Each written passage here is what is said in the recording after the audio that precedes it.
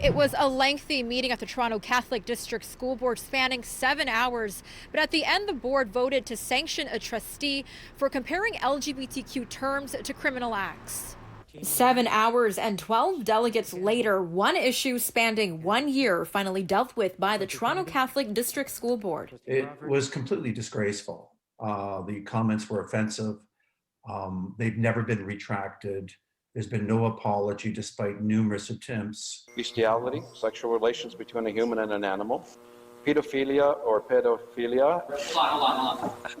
The incident in question happened in November 2019 after trustee Michael Del Grande made comments during a board meeting while members were discussing adding terms to the code of conduct that respected members of the LGBTQ community. Del Grande then introduced an amendment to also include several criminal acts, including rape, bestiality, and pedophilia. Know that it was wrong just by seeing it.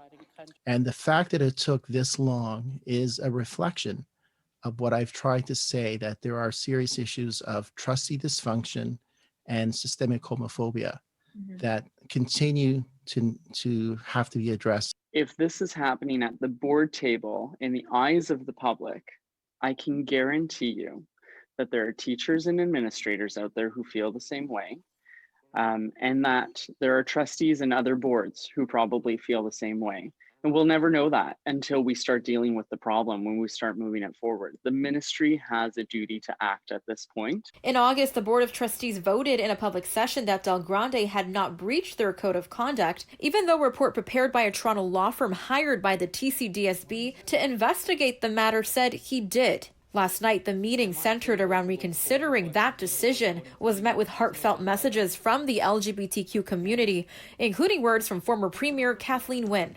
We need to remember that our work is not done. We need to remember that there are kids and there are families who are still suffering in our communities, not just in our small towns, but in our big cities and in our neighborhoods, who do not feel safe. And one of the reasons that they don't feel safe is that they don't feel protected by their institutions. Last night, the board voted to sanction trustee Del Grande. They also agreed to release a portion of the independent report into the incident after many criticized the board's lack of transparency. I felt bad that we were all brushed with that kind of homophobia and comments like that, but I took comfort in the fact that I know we're not like that, and we proved that last night.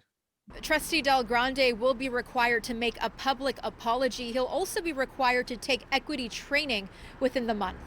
Melissa Nakhavoly, City News.